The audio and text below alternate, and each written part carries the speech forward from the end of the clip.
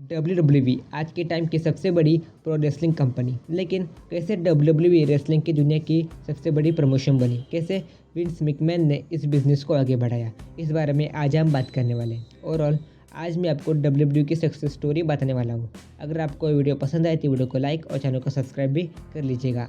WWE की शुरुआती समय की अगर हम बात करें तो हम पहुंच जाएंगे 1950s में, क्योंकि WWE का पहला शो 7 जनवरी 1953 को हुआ था। हालांकि उस समय वो शो हुआ था under the company name capital wrestling corporation CWC। उस समय इस कंपनी के ओनर थे विंसेंट जे मैकमैन, यानी कि विंस मैकमैन के फादर इस कंपनी को ओन करते थे। उस समय ऐसा नहीं था कि WWE एक रेसलिंग कंपनी है और बाकी के छोटे छोटे रेसलिंग प्रमोशंस हैं। इसके अलावा एक NW नाम की फैसिलिटी थी।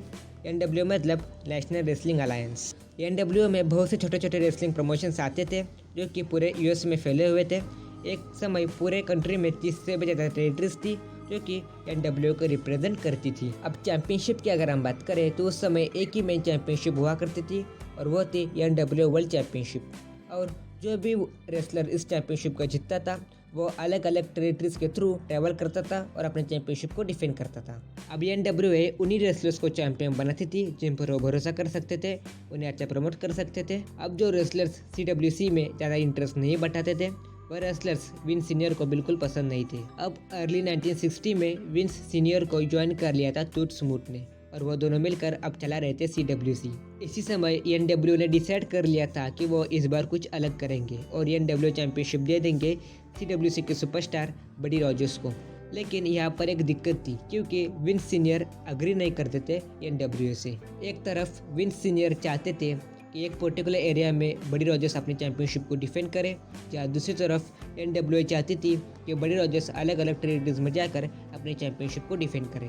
उस समय एक रूल था कि जो भी NWA चैंपियन होगा उसे 25,000 का डिपॉजिट देना होगा। ये इसलिए था क्योंकि NWA कहती थी कि अगर हम तुम्हें चैंपियन बना रहे हैं तो हम तुम पर ट्रस्ट कर सकते हैं, तुम अपने टाइटल को डिफेंड करोगे, अपने टाइटल को ऑन करोगे और तुम्हारी सारी रिस्पॉन्सिबिलिटीज होगी एज ए चैंपियन वो तुम करोगे। अब बडी रॉजर्स अपनी जो डिपॉजिटेड अमाउंट थी उसे सेक्रीफाइस नहीं करना चाहते थे। विंस सीनियर चाहते थे कि बडी रॉजर्स अपने टाइटल को डिफेंड कर ले, पर NWA कुछ अलग ही सोच रही थी। अब 1963 में बडी रॉजर्स अपना टाइटल हार गए अगेंस्ट रूड थर्स्ट। उसके बाद विंस सीनियर और टूट स्मूथ ने डिसाइड कर लिया था और कह दिया था कि वो NWA से अलग हो रहे हैं और उन्होंने अपना नया प्रमोशन स्टार्ट करा। उसका नाम था WWF, the world wide wrestling federation. उसके बाद उन्होंने बडी रॉजर्स को अपनी कंपनी में हायर करा और उन्हें WWF वर्ल्ड चैंपियनशिप थमा दी। कुछ समय चैंपियन रहने के बाद बडी रॉजर्स की मेडिकल हालत ठीक नहीं थी, इसलिए उन्होंने एक मैच में अपना चैंपियनशिप ड्रॉप करा अगेंस्ट ब्रूनो सैमन्ट्रिनो। उसके बाद 7 साल तक ब्रूनो सैमन्ट्रिनो WWF वर्ल्ड चैंपियन थे। उस समय विंस सीनियर ये जो कंपनी चला रहे थे WWF नाम से, उसमें लंबी स्टोरी लाइन देखने को मिलती थी। उस समय कोई वीकली शोज नहीं हुआ करते थे, 3-4 अरेनास इनके कॉमन थे जहाँ पर वो अपने शोज रन करते थे। अब लेट 1966 में एक चेंज आया WWF में, जब टूट स्मूथ इस कंपनी को छोड़कर चले गए और अब विंस सीनियर के पास पूरा कंट्रोल आ गया था WWF का। अब यहाँ पर विंस सीनियर की थिंकिंग ऐसी थी कि अगर तुम एक रेसलर हो तो तुम्हें सिर्फ रेसलिंग पर ही फोकस करना चाहिए, तुम मेन स्ट्रीम मीडिया में नहीं होना चाहिए, तुम्हें कोई मूवीज़ नहीं करनी। अब इसी वजह से विंस सीनियर ने हल्क होगन को रिलीज़ कर दिया था WWF से, क्योंकि उस समय हल्क होगन ने एक मूवी में काम किया था। अब 1979 में मार्केटिंग पर्पस के लिए WWF ने अपना नाम बदल कर WWF रख लिया और इसके ठीक 1 साल बाद विंस सीनियर के बेटे विंसेंट केनेडी मैकमैन ने अपनी खुद की कंपनी खोल ली थी जिसका नाम था टाइटन स्पोर्ट्स। इसमें अलग अलग ट्रेडमार्क्स के लिए अप्लाई किया था, इसमें से एक था WWF। अब 1982 में विंसेंट केनेडी मैकमैन ने अपने फादर से WWF खरीद ली थी और उस समय कैपिटल स्पोर्ट्स के सारे शेयर्स उन्होंने अपने नाम कर लिए थे। अब यहाँ पर विंस मैकमैन की थिंकिंग अपने फादर से बिल्कुल अलग थी।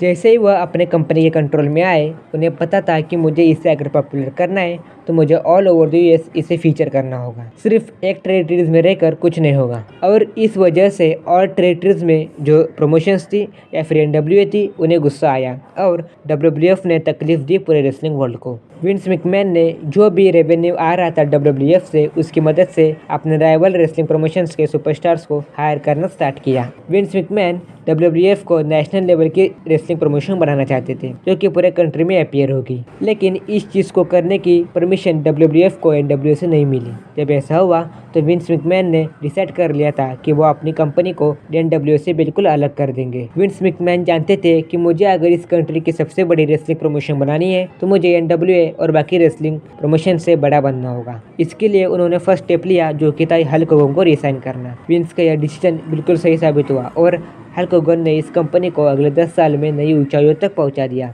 अब यहाँ पर WWF की दिक्कत एक कम नहीं हुई क्योंकि विंस चाहते थे WWF को नेशनल लेवल की प्रमोशन बनाना। इसके लिए उन्हें पूरे US में टूर करना था, पर दिक्कत यह थी कि उस समय WWF के पास इतने पैसे नहीं थे कि वो ये चीज़ कर सके। विंस ने सोचा और नथिंग करने की, यानी कि विंस ने कहा मैं अपने सारे पैसे लगाकर इस कंपनी को जो बनाना चाहता हूँ वो बना दूंगा या फिर सब कुछ खो दूंगा। और इस चीज़ को करने के लिए उन्होंने एक नया कंसेप्ट सोचा जिसका नाम था रेसलमेनिया। इस शो को विंस ने बहुत प्रमोट करा अलग अलग हॉलीवुड सेलिब्रिटीज के थ्रू। जब पहली रेसलमेनिया हुई और सब ने इसका इतना सक्सेस देखा तो बाकी की छोटी छोटी रेसलिंग प्रमोशंस इंडिविजुअली सर्वाइव नहीं कर पाई। 1990 तक रेसलमेनिया का पीरियड अच्छा चल रहा था। रेसलमेनिया 3 ने वर्ल्ड रिकॉर्ड बना दिया था। सिल्वरडोम में 93,000 लोगों ने इस शो को अटेंड किया था और सबको पता चल गया था कि विंस जो करना चाहते हैं उसके वो बात करीब आ चुके हैं। कुछ साल तक इसे कंटिन्यू करने के बाद WWF ने 1993 में अपना सबसे पहला प्राइम टाइम में टीवी प्रोग्राम शो शुरू किया जिसका नाम था मंडे नाइट रॉ,